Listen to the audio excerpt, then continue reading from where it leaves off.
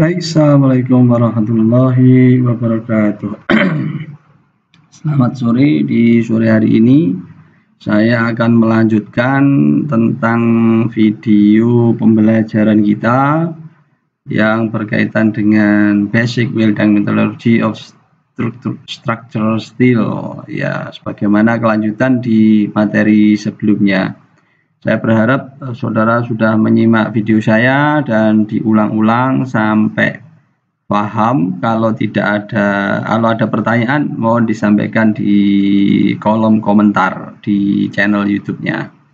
Baik, sambil santai saja, jangan terlalu tegang. Toh belajarnya juga tidak berhadapan langsung dengan saya, langsung di rumah masing-masing sambil ada kopi atau cemilan-cemilan untuk pendamping proses belajar.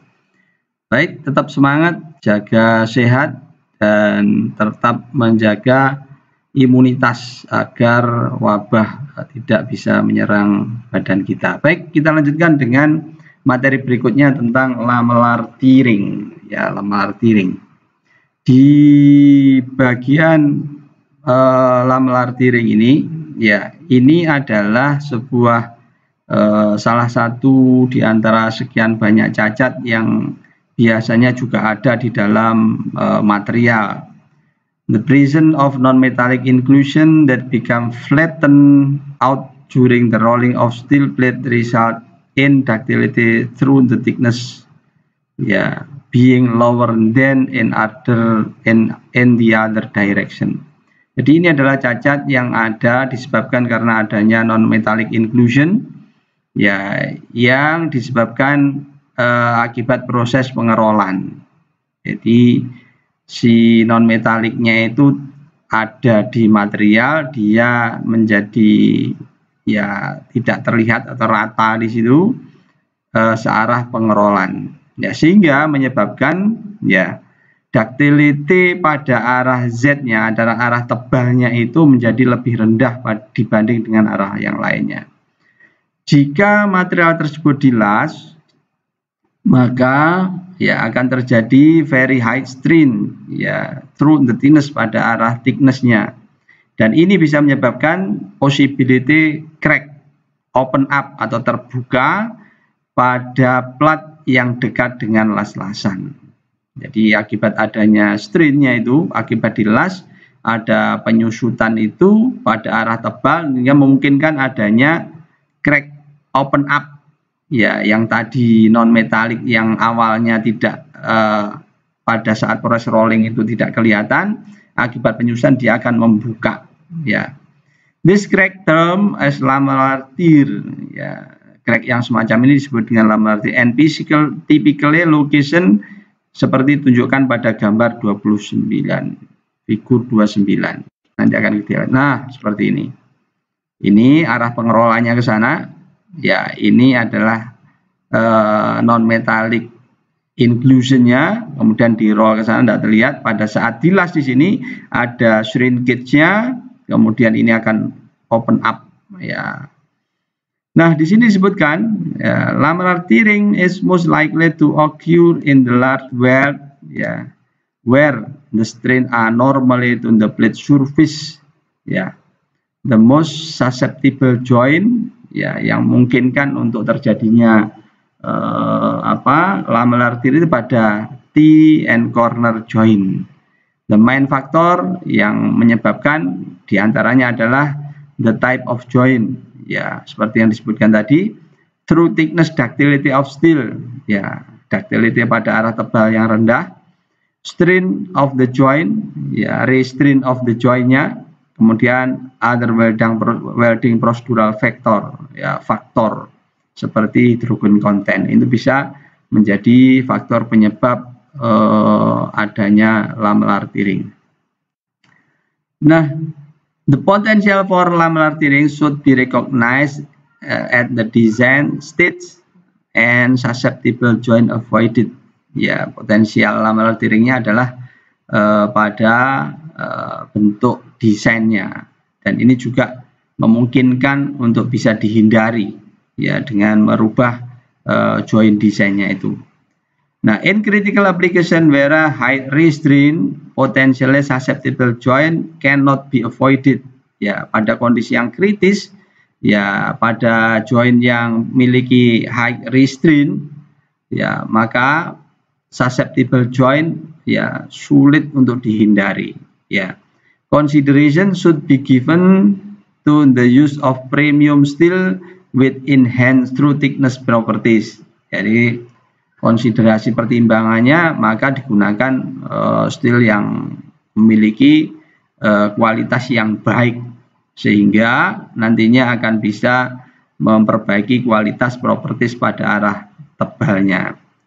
Pada beberapa kasus ya merubah dari plate preparation-nya ya merubah desain dari plate preparation will reduce the risk of laminar tearing.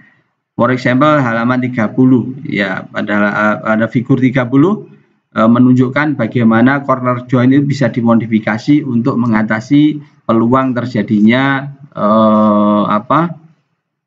laminar tearing. Contoh, ini karena arah rollnya ke sana, dilas di sini, maka nanti penyusutan akan menyebabkan plat di sini akan tertarik ke sana. Nah, tarikan itu jika di sini ada non metallic inclusion bisa open up. Open up itu nanti akan menyebabkan terjadinya laminar tearing. Beda kalau desainnya dirubah. Ya, ini arah rollnya ke sana. Ya, yang plat di sini, dilas di sini, jointnya dirubah. Ya, ketika jointnya dirubah, ketika di sini ada pengelasan, penyusutannya ke sini menarik ke sana. Nah, tetapi karena model inclusion non metaliknya ke arah sana sehingga tidak mungkin akan membuka. Nah, ini perubahan model ya, redesign corner joint untuk reduce risk of laminar tearing. Jadi bisa dirubah-rubah. Kemudian ya there are number precaution of that can be taken during welding may help to minimize the risk of laminar tearing. Jadi ada beberapa hal yang bisa dilakukan untuk melakukan minimalisasi terjadinya laminar tearing. First, all hydrogen control measure. Ya, hydrogen control. Kemarin sudah kita bahas hydrogen control supaya tidak terjadi apa yang disebut dengan hydrogen cracking itu, delay, cracking dan sebagainya. Such as well dried electrode and adequate preheat. Ya, misalkan dengan mengeringkan rebacking dari elektrodanya juga melakukan preheat bisa dilakukan dalam rangka untuk mengontrol itu. Partially complete weld ya should not be allowed to cool down. Jadi kalau ada complete weld partial jangan diikuti dengan pendinginan. In weld made from two sides, a balance technique should be used to minimize rotation strain. Jadi diupayakan agar melakukan pengelasan dengan teknik balance teknik. Misalkan di sini dilas, di situ gonta-ganti kiri kanan supaya terjadi balance welding. Ya, seperti ini.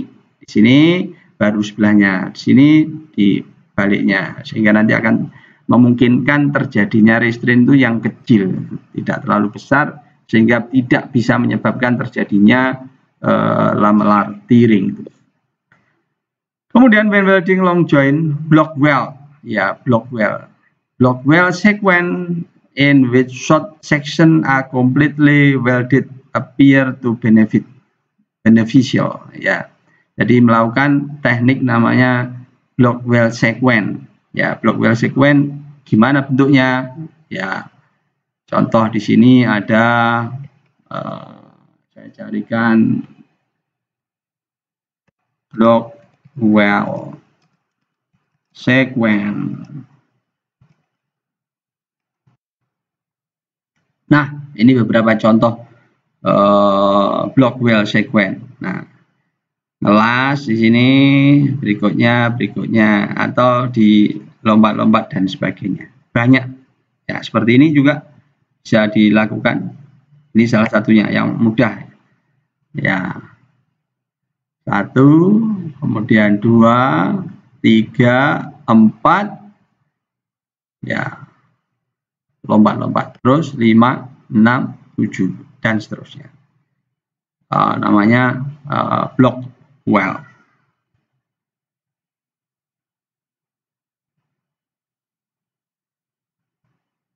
Baik, kita lanjutkan ya.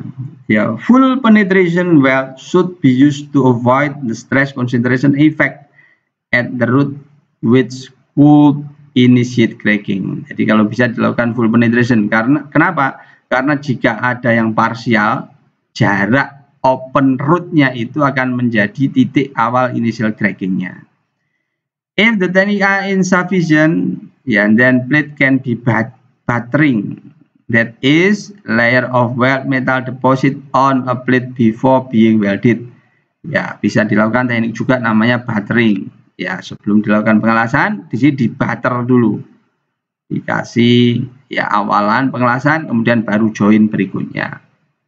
Ya. Sometimes battering can be done in situ as part of the welding procedure. In situ maksudnya di tempat pada saat di site gitu.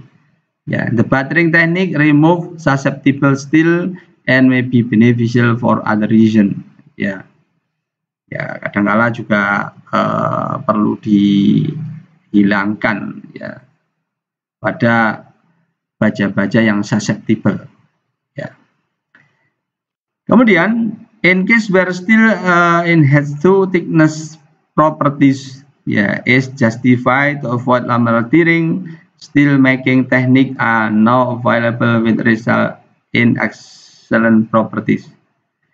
Research has shown that most cases through thickness ductility, kalau thicknessnya memiliki ductility 20%, reduction of area is adequate for most situation, and still with 30% will not show the problem even under very severe strain. Ya, kalau 20% reduction of area-nya, peluang terjadinya lamellar juga masih ada, beda kalau 30%. Ya. Nah, kemudian itu lamellar tearing yang bisa dibaca nanti didetailkan di poin